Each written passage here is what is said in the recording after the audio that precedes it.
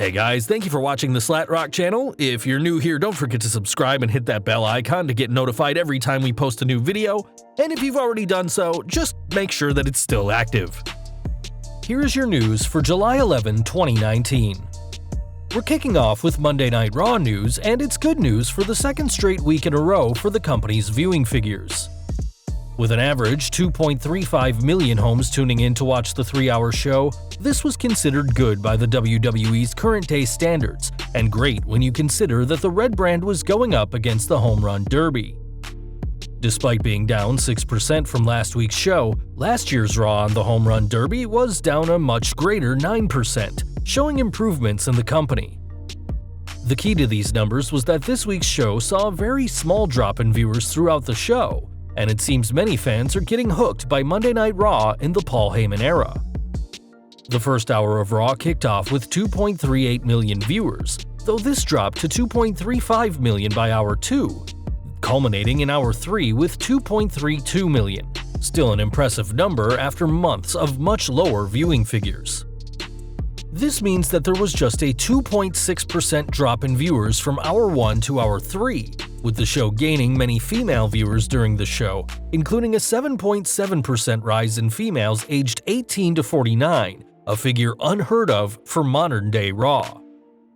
Part of what led to this gain was the show's third hour was a stacked finale to the show, including Ricochet vs. The Club, Nikki Cross winning a Beat the Clock challenge to add herself to the SmackDown Women's title match at Extreme Rules, and Roman Reigns teaming with a mystery partner to face Shane McMahon and Drew McIntyre. Whatever WWE are trying seems to be working, so hopefully the Red brand can continue this success in the long run after months of dwindling ratings. From Raw to SmackDown Live now, and though it's clear that WWE are trying to get fans interested in the Blue brand as well, one bizarre approach the company took this week was uploading the entire episode from this week's show to the company's YouTube page. This wasn't even an accident, as the video's thumbnail did have "full episode" in the corner. However, it's obvious given the USA Network's rights to the content, the American fans weren't meant to see this. WWE recently stopped uploading videos during their shows, claiming that too many fans were watching those instead of TV, making the idea of uploading an entire show of the Blue brand online even more bizarre. If you're in the US, or your computer thinks you are, then you'll see an error message, and it seems the video has now been taken down worldwide. Currently, full episodes of Raw and SmackDown Live are uploaded to the network, though only after a 30-day waiting period, and given how quickly WWE can change, these shows are almost always out of date with current storylines. It's still very interesting that WWE would put this video up in the first place, and who exactly backstage is responsible. While the company may have botched in uploading the full show to YouTube, one superstar who's shown this week on the Blue brand is Kevin Owens, who continues to build momentum in his new babyface persona. After being one of the most entertaining stars on last week's show, Owens continued his verbal barbs this week, cutting Shane McMahon down to size in an amazing work-shoot promo to kick off the show. After demolishing Shane verbally, KO would do the same physically, hitting McMahon with a stunner, and though the move is synonymous with Stone Cold Steve Austin, it seems the act went down well with the majority of people, including the Rattlesnake. Believe it or not, the company does realize that there is too much of the best in the world on TV, and do pay attention to what fans say online, recently sending out surveys to fans to see what they like and what can be improved upon. According to reports, the Prizefighter's promo this week is supposed to be the start of a storyline that will phase out McMahon from weekly storylines, a big deal considering that the so-called best in the world has been all over the place recently, working with Elias, Roman Reigns, The Miz, Drew McIntyre, The Revival, and more. Though fans will remember Owens' brief face turn earlier this year, this one looks like it's going to stick, as his prior run with The New Day ended abruptly because the company needed someone to feud with Kofi Kingston over the WWE title. This new character for the Canadian is that Owens is speaking for the fans, who've clearly had it with having Shane shoved in their face every week. Some of the names he mentioned in his promo, including Liv Morgan, Ali, and Buddy Murphy, all have online support from the fans, but very little, if any, screen time. It's clear that this new character is working, as one fan recently tweeted that he hopes Owens is having a great day, and the former Universal Champion replied that he is, describing the promo as the most liberating experience of his career.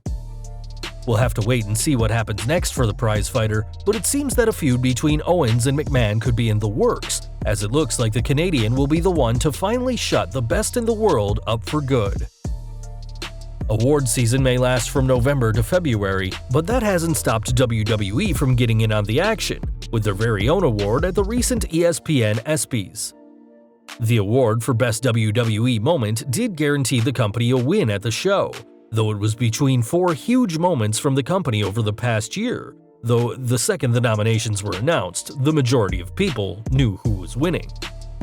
Though Kofi Kingston winning the WWE Championship at WrestleMania was an amazing moment, and Becky Lynch making history by winning the first women's main event in the show's history was historic, nothing could topple Roman Reigns returning from leukemia after being diagnosed in October. The feel-good moment for the big dog also defeated Ronda Rousey, capturing her first wrestling title at SummerSlam 2018. And though Rousey, The Man, and Kofi all gave great matches, it was the big dog who was in an actual fight.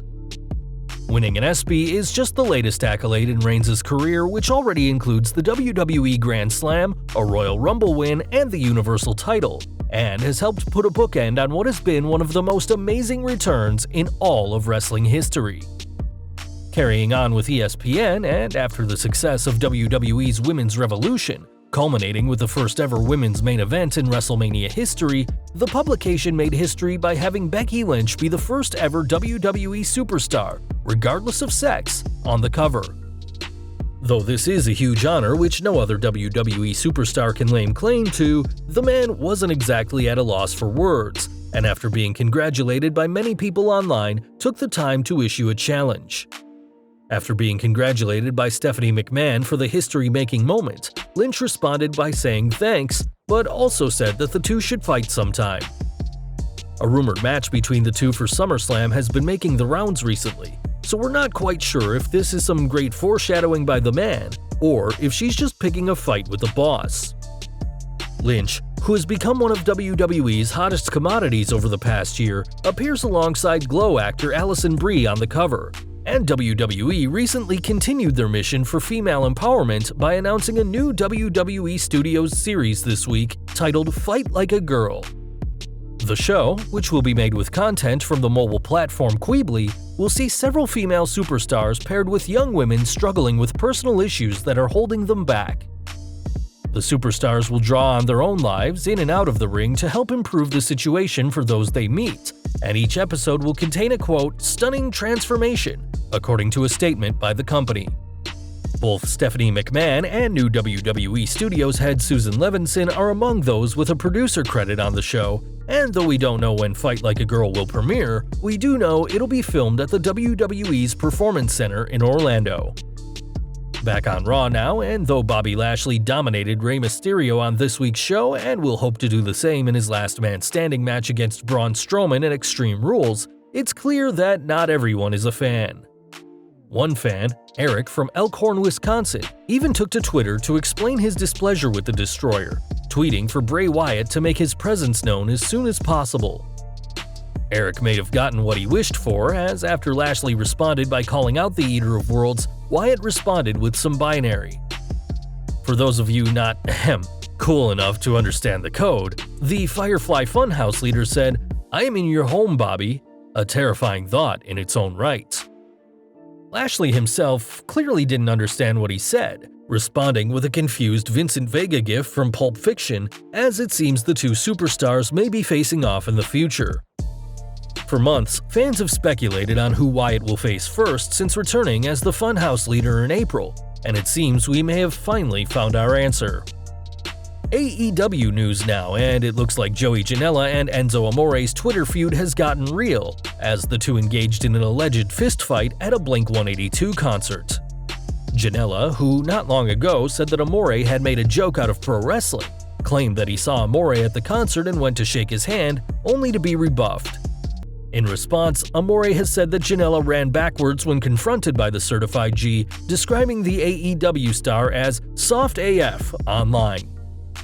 Though this whole feud and alleged fight seems kinda dumb, it shouldn't be around for too long, as Janela commented that he won't be able to fight the former cruiserweight champion when his exclusivity contract comes into effect, perhaps a subtle dig at Amore, who after making an appearance with Big Cass at the Ring of Honor New Japan G1 Supercard during WrestleMania weekend, wasn't snatched up by either company. And finally today we're looking at Zachary Madsen, the man who attacked Bret Hart during the Hitman's second induction into the WWE Hall of Fame, this time for his work as part of the Hart Foundation. After being arrested and a series of postponements, Madsen was scheduled for his arraignment earlier this week in New York, though this too has been postponed. Instead, Madsen will now appear on September 9th this year, and if the case isn't postponed again, the MMA fighter faces up to a year in prison for assault in the third degree. Bret Hart himself has said that he felt bad for what happened, though he feels the punishment Madsen suffered immediately afterwards was more than justified. The punishment the Hitman is referring to is the beating Madsen took by many stars, including Travis Brown and the Revival's Dash Wilder. So maybe he'll think twice the next time he thinks about jumping the barricade. Well guys, that's our news for today. Let us know your thoughts down in the comments below. If you like this video, don't forget to check out our previous video, 10 huge mistakes Vince McMahon and WWE shockingly have already made in 2019. Also check out our other high-rated videos by clicking at the upper right-hand corner or down in the description field. Don't forget to hit that like button, hit that subscribe button, and the bell icon so you don't miss a single new video. You can follow us on Facebook and Twitter, and as always, thank you for watching.